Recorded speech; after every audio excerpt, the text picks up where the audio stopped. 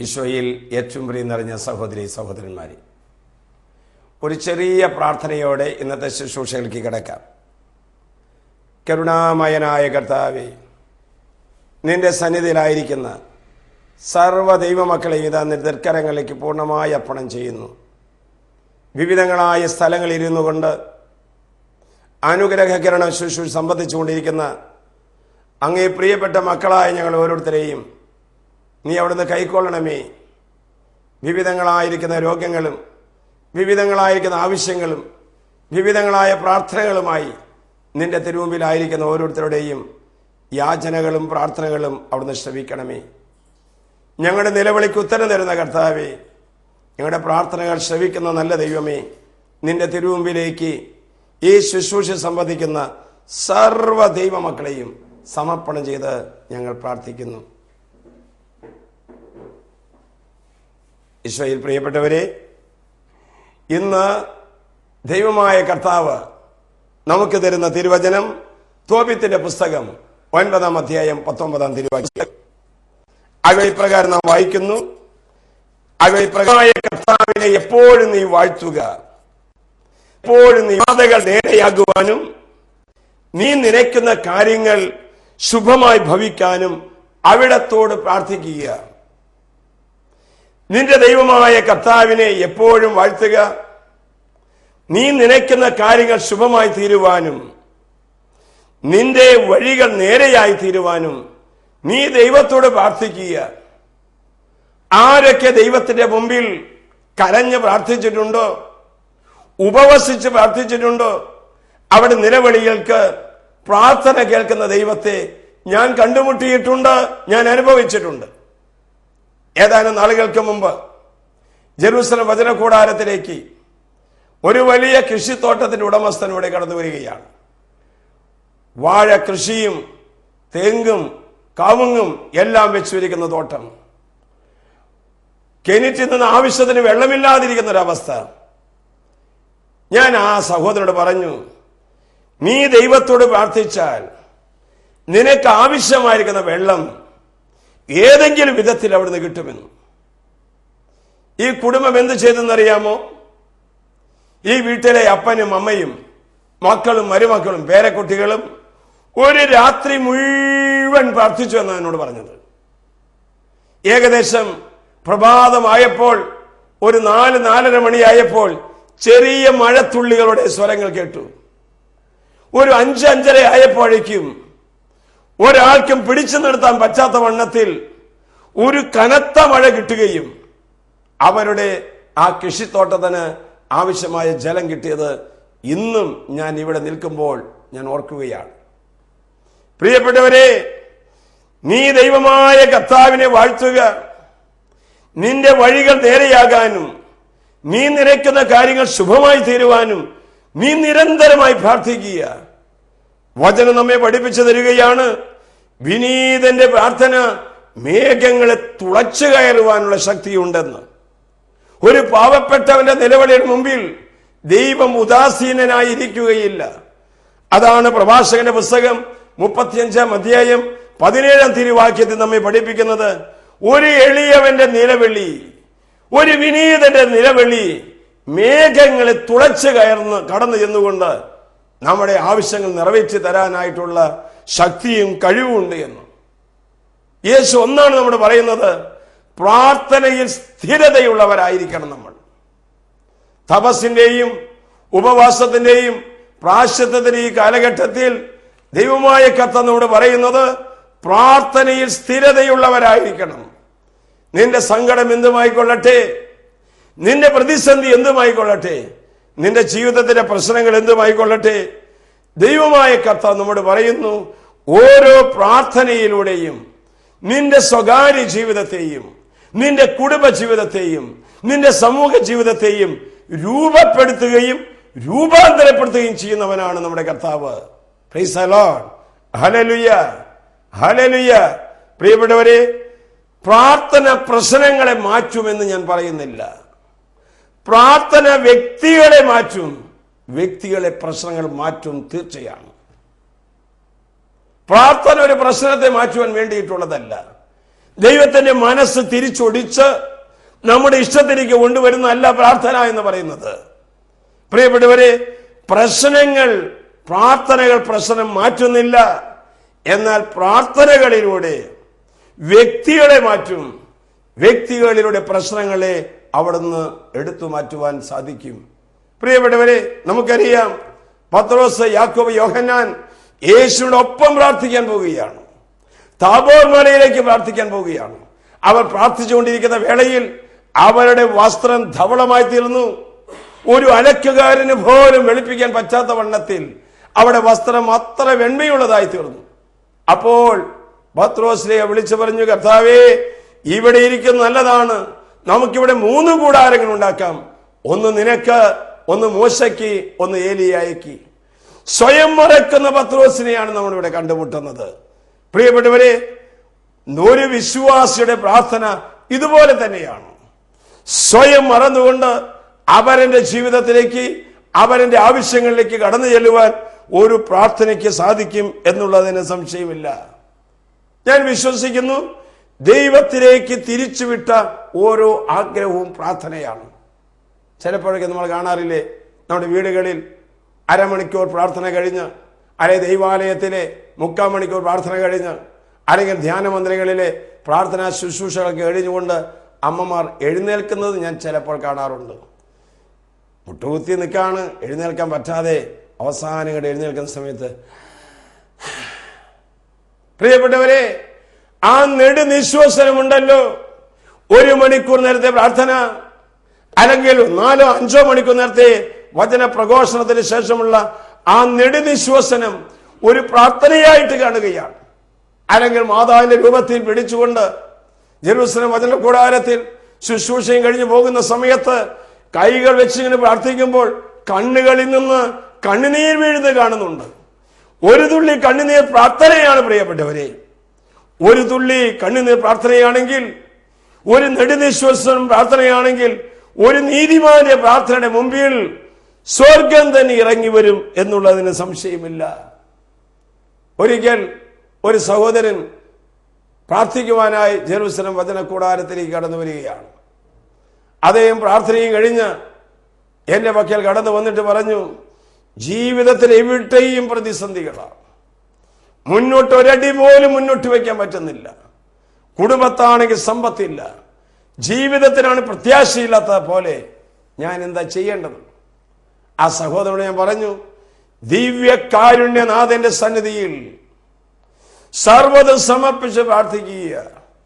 നിന്റെ നിലവിളി കേൾക്കുന്ന, നിന്റെ ഹൃദയത്തെ അറിയുന്ന, നിന്റെ സങ്കടം അറിയുന്ന ഒരു പൊന്നു തമ്പുരാൻ ആ സക്രാരിയിൽ, ആ ദിവ്യകാരുണ്യത്തിൽ വസിക്കുന്നുണ്ട്. ഒത്തിരിയേറെ കടബാധ്യമായി കടന്നു വന്ന സഹോദരനാണ്. പ്രിയപ്പെട്ടവരെ, ഞാൻ ഇന്നും ഓർക്കുകയാണ്, ജെറുസലേമിലെ ആരാധനാ സ്ഥലത്ത് പോയി പ്രാർത്ഥിച്ചുകൊണ്ടിരിക്കുന്ന സമയത്ത് സൈലന്റിൽ അദ്ദേഹം മൊബൈൽ ഫോൺ ഇട്ടിരിക്കുകയായിരുന്നു എന്നാ പറഞ്ഞത്. 1 മണിക്കൂർ സമയം അവിടെ ഇരുന്ന് പ്രാർത്ഥിക്കുകയാണ്. ദൈവവചനം വായിച്ച് കരുണയ്ക്ക് വേണ്ടി പ്രാർത്ഥിച്ച് അങ്ങനെ പ്രാർത്ഥിക്കുകയാണ്. ഏകദേശം 1.5 മണിക്കൂർ കഴിഞ്ഞപ്പോൾ മൊബൈൽ ഫോണിൽ ഒരു സ്വരം കേട്ടു. അദ്ദേഹം മൊബൈൽ ഫോണുമായിട്ട് പുറത്തേക്ക് കിടക്കുകയാണ്. 1 മണിക്കൂറാണ് പ്രാർത്ഥിക്കാൻ പറഞ്ഞത്. 1.5 മണിക്കൂർ കഴിഞ്ഞപ്പോൾ മൊബൈൽ ഫോണിന്റെ സ്വരം കേട്ട് സൈലന്റിലിരിക്കുന്ന ആ മൊബൈൽ ഫോൺ എടുത്ത് നോക്കിയപ്പോൾ ഒരു മെസ്സേജ്, പ്ലീസ് കോൾ ഇമ്മീഡിയറ്റ്ലി. അദ്ദേഹം 2 മണിക്കൂർ അവിടെ നിന്ന് പ്രാർത്ഥിച്ച ശേഷം വീണ്ടും ആ മൊബൈൽ ഫോണിലേക്ക് വിളിക്കുകയാണ്. അദ്ദേഹം പറയാൻ, തന്റെ കൂട്ടുകാരൻ വിളിച്ചിരിക്കുകയാണ്, എന്നോട് ജോലിയുടെ കാര്യം എന്നോട് ആവശ്യപ്പെട്ടിരുന്നല്ലോ, തനിക്കുള്ള ജോലി ഇവിടെ ശരിയായിട്ടുണ്ട്, നാളെ മുതൽ എപ്പോൾ വേണേ വന്നു കഴിഞ്ഞാലും ജോലിയെ പ്രവേശിക്കാമെന്നു. കാരുണ്യ നിലയത്തിൽ നിന്നും എന്റെ പക്കലേക്ക് ഓടി വന്നിട്ട് പറഞ്ഞു, അച്ചോ, വിളിച്ചാൽ വിളി കേൾക്കുന്ന ദൈവത്തെ ഞാൻ കണ്ടിട്ടാ വരുന്നു. ഞാൻ ചെന്ത പറ്റിയെന്ന്. അപ്പോഴാണ് ഈ കാര്യങ്ങളെല്ലാം എന്നോട് വിവരിക്കുന്നത്. പ്രിയപ്പെട്ടവരെ, നിന്റെ പ്രശ്നം എന്തുമായിക്കൊള്ളട്ടെ, നിന്റെ പ്രതിസന്ധി എന്തുമായിക്കൊള്ളട്ടെ, ജീവിതത്തിന്റെ പ്രശ്നങ്ങളുടെ നടുവിൽ നിന്റെ നിലവിളി കേൾക്കുന്ന ഒരു ദൈവം നമ്മുടെ അടുത്ത് വന്ന് നിൽക്കുന്നുണ്ട്. ആ ദൈവത്തെ കണ്ടുമുട്ടാനാണ് ദൈവമായ കർത്താവ് നമ്മോട് പറയുന്നത്. പ്രാർത്ഥനയുടെ ലക്ഷ്യം എന്താണെന്ന് ചോദിച്ചാൽ നമ്മുടെ ആഗ്രഹങ്ങൾ നിറവേറ്റി തരിക മാത്രമല്ല, ദൈവത്തിന്റെ ഇഷ്ടം അറിഞ്ഞ്, ദൈവത്തിന്റെ ഇഷ്ടം ആരാഞ്ഞ് അത് പ്രാവർത്തികമാക്കുന്നതാണ് പ്രാർത്ഥന എന്ന് പറയുന്നത്.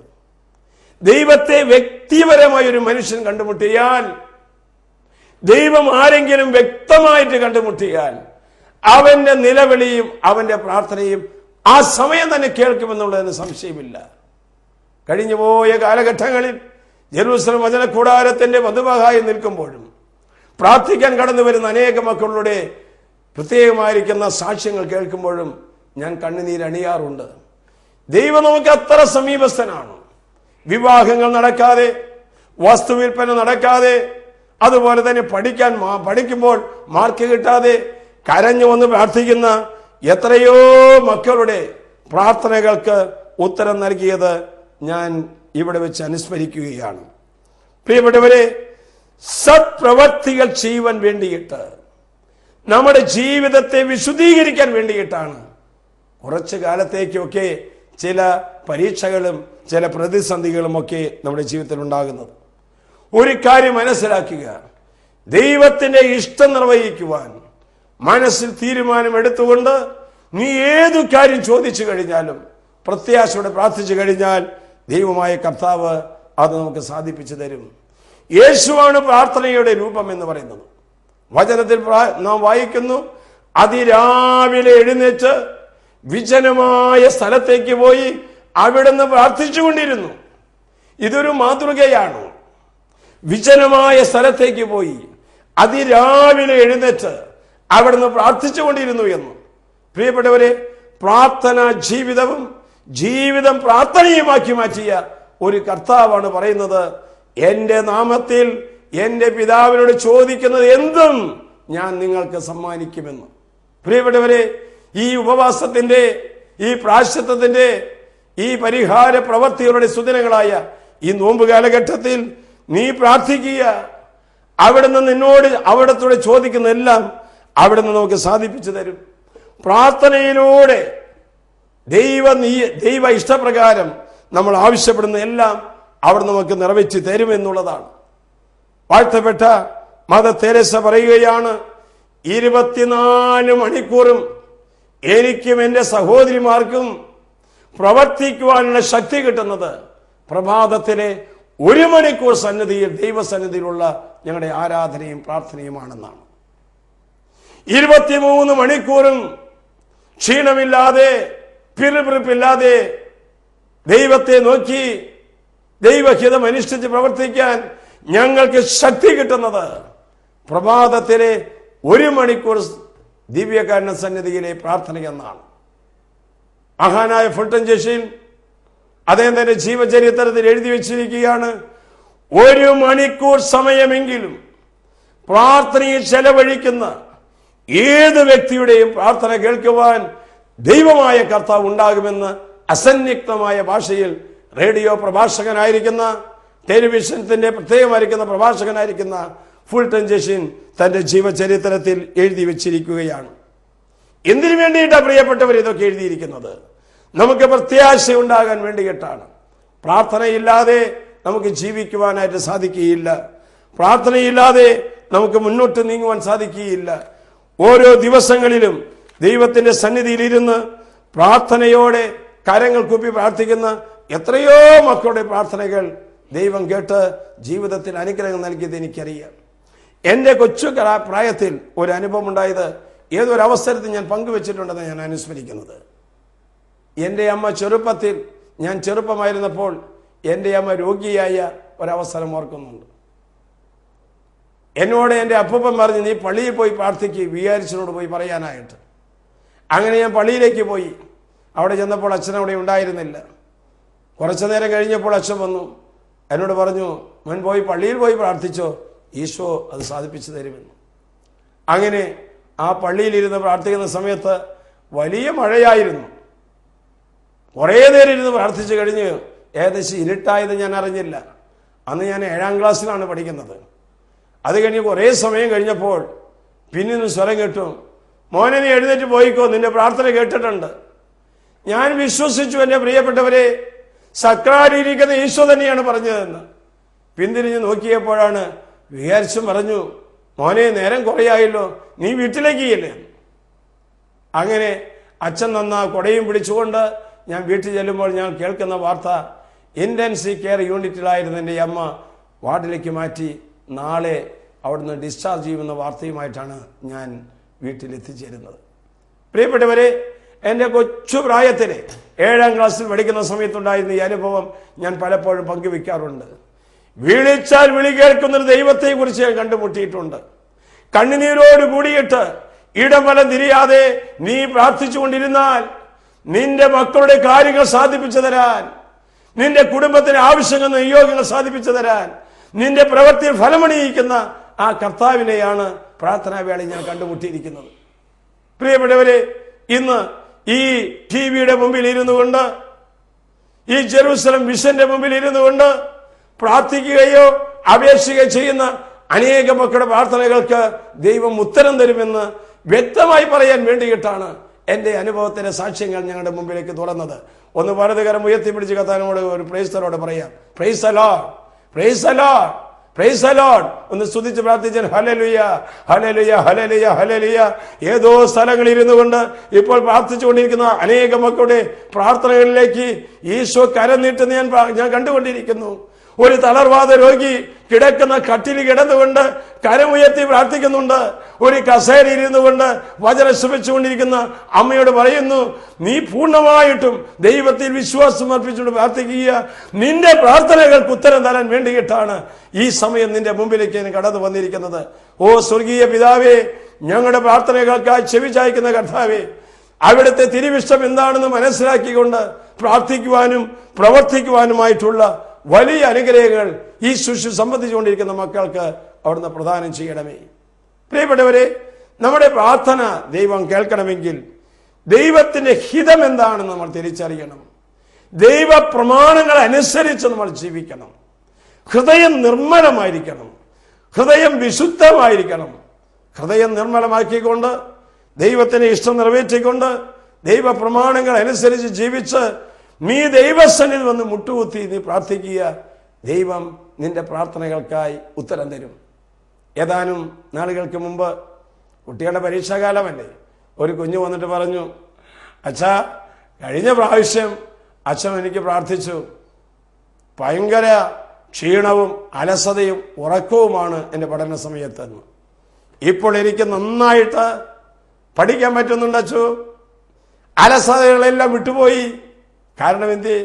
അവൻ പറയുകയാണ്, അന്നത്തെ പഠന പരീക്ഷാ വിജയത്തിൽ എൻ്റെ നിയോഗം എഴുതി വെച്ചിട്ടുണ്ടായിരുന്നു, പഠന സമയത്ത് ഉറക്കമുള്ള കുട്ടിയാണ് ഞാനെന്ന്.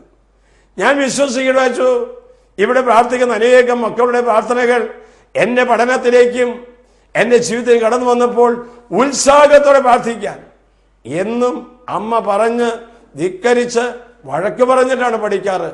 പക്ഷെ ഇന്ന് അമ്മ പറയാതെ തന്നെ വളരെ തീഷ്ണതയോട് കൂടിയിട്ട് എനിക്ക് പഠിക്കാൻ സാധിക്കുന്നുണ്ട്.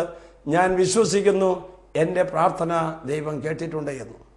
23,000-ഓളം കുട്ടികളാണ് പഠന പരീക്ഷാ വിജയത്തിൽ ജെറൂസലമിൽ പങ്കെടുത്തത്. അവർക്ക് വേണ്ടി 1000-ഓളം മക്കൾ പ്രാർത്ഥിക്കുന്നുണ്ട്. പ്രിയപ്പെട്ട വിദ്യാർത്ഥികളെ, നിങ്ങളുടെ പരീക്ഷാ സമയത്ത്, നിങ്ങളുടെ പഠന സമയത്ത്, നിങ്ങളുടെ അലസമായി കളയുന്ന സമയത്ത് നിങ്ങളെ കൂടുതൽ തീഷ്ണതയിലേക്ക് കൊണ്ടുവരുവാൻ ഒരു സമൂഹം നിങ്ങൾക്ക് വേണ്ടി പ്രാർത്ഥിക്കുന്നുണ്ട് എന്ന് നീ വിശ്വസിക്കണം. പ്രിയപ്പെട്ടവരെ, വിളിച്ചാൽ വിളി കേൾക്കുന്ന ആ ദൈവത്തിനെ കുറിച്ച് വിവിധങ്ങളായ സാക്ഷ്യങ്ങളോടെ ഞങ്ങളോട് സംസാരിക്കുകയായിരുന്നു. നമുക്ക് കരങ്ങൾ കൂപ്പാം, നമ്മുടെ ആഗ്രഹങ്ങൾ ദൈവത്തിന്റെ പക്കലേക്ക് തിരിക്കാം, നമ്മുടെ നിയോഗങ്ങൾ ദൈവപിതാവിന്റെ പക്കലേക്ക് സമർപ്പിക്കാം. നീ എത്ര ചെറിയവനായിക്കൊള്ളട്ടെ, നീ എത്ര വലിയവനായിക്കൊള്ളട്ടെ, നീ എപ്പോഴും ദൈവത്തിന്റെ നാമം വാഴ്ത്തുക. നീ നനയ്ക്കുന്ന കാര്യങ്ങൾ ശുഭമായി തീരാനും നിന്റെ വഴികളിൽ ദൈവത്തിന്റെ അനുഗ്രഹം വന്നു നിറയുവാനും നിരന്തരമായി തീഷ്ണതയോടെ പ്രാർത്ഥിക്കുക. ദൈവം നിന്റെ പ്രാർത്ഥനകൾക്ക് ഉത്തരം നൽകും. നിത്യം പിതാവും പുത്രനും പരിശുദ്ധാത്മാവുമായി സർവേശ്വര എന്നേക്കും. ആമേൻ.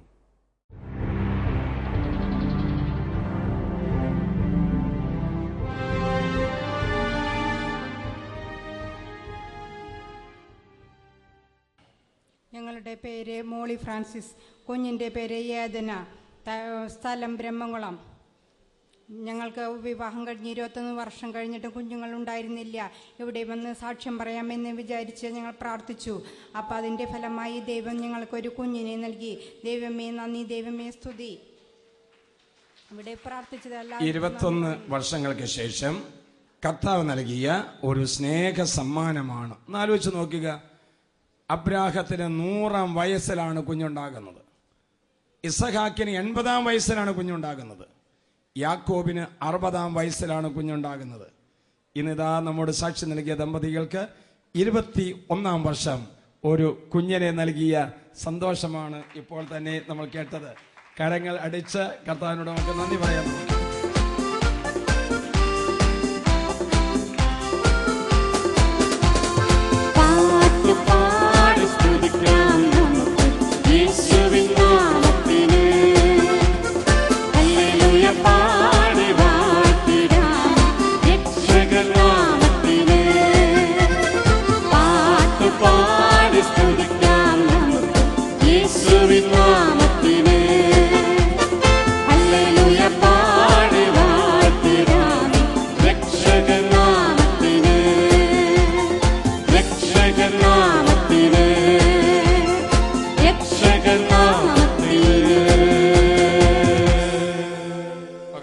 വിദൂരങ്ങളിരിക്കുന്ന കുഞ്ഞുങ്ങളില്ലാത്ത ദമ്പതിമാരുണ്ട്.